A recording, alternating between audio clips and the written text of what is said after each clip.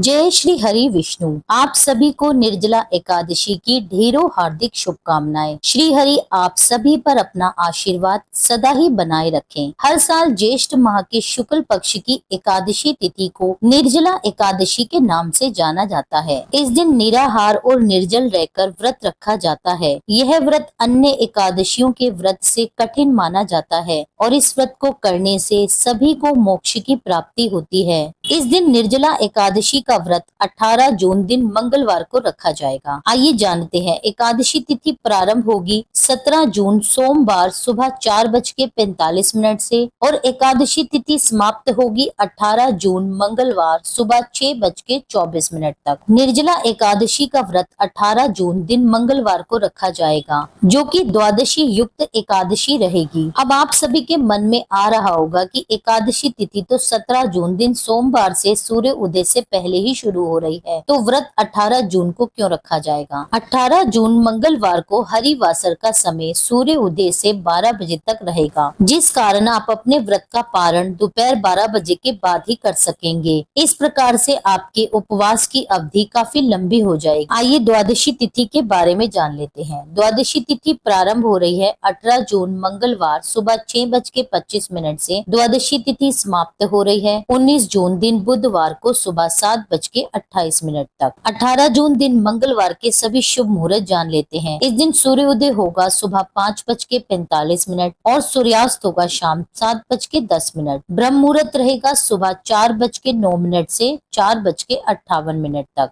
अमृतकाल मुहूर्त रहेगा सुबह 6:48 से 8:30 तक। अभिजीत मुहूर्त रहेगा दोपहर 12:01 से 12:54 तक और राहुकाल रहेगा दोपहर 3:50 से शाम 5:29 तक। अब जानिए व्रत पारण की तिथि और मुहूर्त। 19 जून दिन बुधवार को सुबह 5:28 से सुबह 7:28 तक के बीच में आप अपने व्रत का पारण कर सकते हैं। निर्जला एकादशी को भीमसेनी एकादशी के नाम से भी जाना जाता है। निर्जला एकादशी को भीमसेनी एकादशी इसलिए कहा जाता है, इसके पीछे एक पौराणिक कथा है। श्री सूत जी महाराज शौनकादि ऋषियों को कथा सुनाते हुए कहने लगे, हे ऋषियों, सभी व्रतों में श्रेष्ठ सर्व एकादशियों में सबसे उत्तम निर्जला एकादशी की कथा भी सुनो। एक समय पांडव पुत्र भीमसेन ने वेद व्यास जी से पूछा, हे महाज्ञानी पितामहा, मेरे चारों भाई युधिष्ठिर, अर्जुन,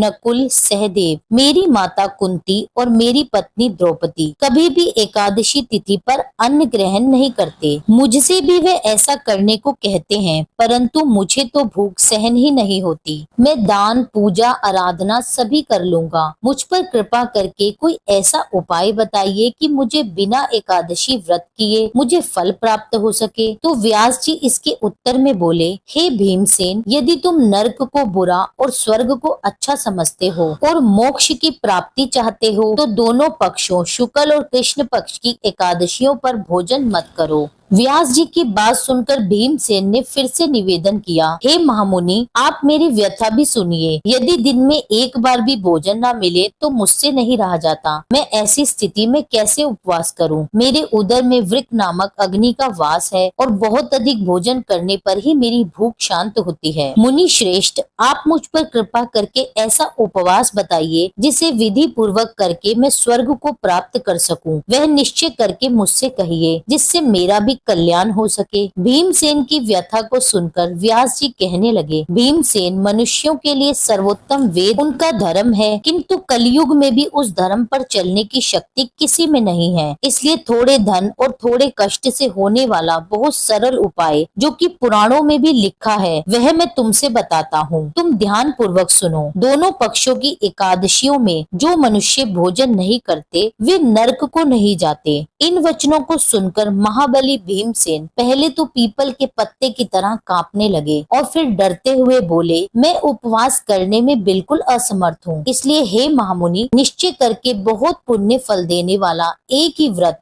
आप मुझसे बताइए। तो व्यास जी बोले, हे भीमसेन, वृषभ मिथुन राशि के सूर्य में ज्येष्ठ मास के शुक्ल पक्ष में जो एकादशी आती है उसका निर्जला व्रत यत्न पूर्वक करना उचित होगा। स्नान और आचमन करने से जल पान वर्जित, केवल 1 बूंद जल से आचमन करें। अधिक जल पीने से व्रत खंडित हो जाता है। एक एकादशी के सूर्य उदय से लेकर द्वादशी के सूर्य उदय तक जल ग्रहण न करें और न भोजन करें तो बिना परिश्रम ही सभी द्वादशी युक्त एकादशियों का फल प्राप्त हो जाता है। द्वादशी को प्रातः काल स्नान करके स्वर्ण और जल ब्राह्मणों को दान करें, फिर ब्राह्मणों सहित स्वयं भी भोजन करें। हे भीमसेन, इस विधि से व्रत करने से जो फल मिलता है वह भी सुनो। सारे वर्ष में जो एकादशियां आती हैं उन सब का फल निसंदेह केवल इस एकादशी के व्रत करने से ही प्राप्त हो जाता है। शंख चक्र गदाधारी भगवान विष्णु स्वयं मुझसे ये कहते हैं कि सब कुछ त्याग कर केवल मेरी शरण में आ जाओ। और सुनो भीमसेन, यही एकादशी का व्रत निराहार करने से मनुष्य सभी पापों से मुक्त हो जाता है। सभी प्रकार के तीर्थों और सभी प्रकार के दानों से जो फल प्राप्त होता है वह सब इस एकादशी के व्रत करने से ही प्राप्त हो जाता है। कलयुग में दान देने से भी ऐसी सद्गति प्राप्त नहीं होती। अधिक तुमसे मैं क्या कहूँ। भीमसेन, ज्येष्ठ शुक्ल पक्ष की एकादशी को जल और भोजन ग्रहण न करें। हे वृकोदर, इस एक व्रत से जो फल मिलता है उसे सुनो। सब एकादशी व्रतों से जो धन धान्य और आयु आरोग्यता आदि की वृद्धि होती है वह सब फल निसंदेह इस एकादशी व्रत से प्राप्त हो जाता है। हे नरसिंह भीम, मैं तुमसे सत्य कहता हूँ कि इसे करने से अति भयंकर काले पीले रंग वाले यमदूत, भय देने वाला दंड और फांसी सहित उस मनुष्य के पास कभी नहीं आते, बल्कि भगवान विष्णु के देवदूत आकर उन्हें स्वर्ग लोक को लेकर जाते हैं। तब इस प्रकार वेद व्यास जी के कहने पर भीमसेन ने भी इस निर्जला एकादशी का व्रत पूरी विधि पूर्वक किया था, जिसके कारण इस एकादशी का नाम भीमसेनी एकादशी पड़ गया। एकादशी का व्रत करने वाले भक्तों को सुबह जल्दी उठ के स्नान आदि से निर्वित होकर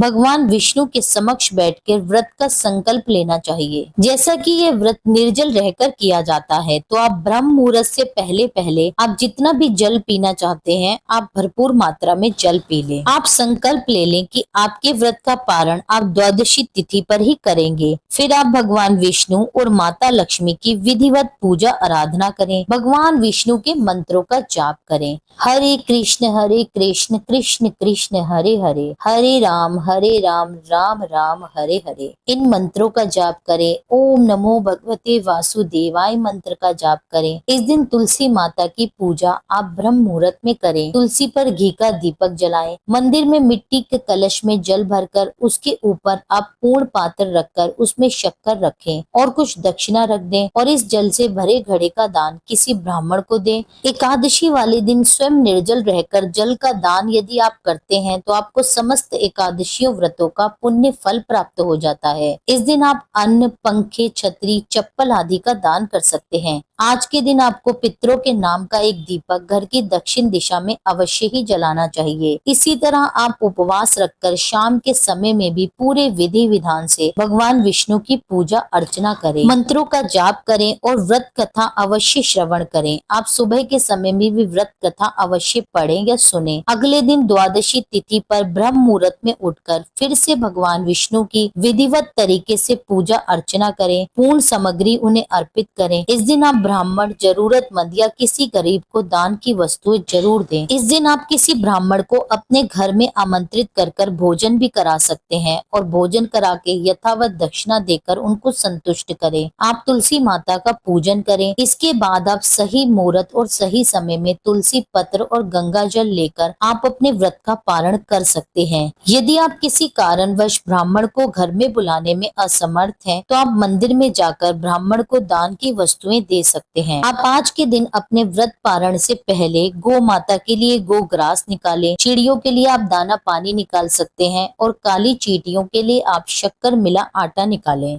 इस दिन आपके हाथों से जितना भी दान हो जाए वह सब पुण्य फल प्राप्त करता है। इस प्रकार से आप निर्जला एकादशी का व्रत पारण कर सकते हैं। यह था आज का वीडियो। उम्मीद करती हूँ यह वीडियो आपको पसंद आया होगा। जानकारी पसंद आई हो तो प्लीज मेरे चैनल को सब्सक्राइब कर लीजिएगा और बेल आइकन को प्रेस कर लीजिएगा, जिससे सभी वीडियो की नोटिफिकेशन आपको सही समय पर मिल सके। मिलती हूँ आपसे एक अगली वीडियो में, जब तक के लिए जय श्री राधे।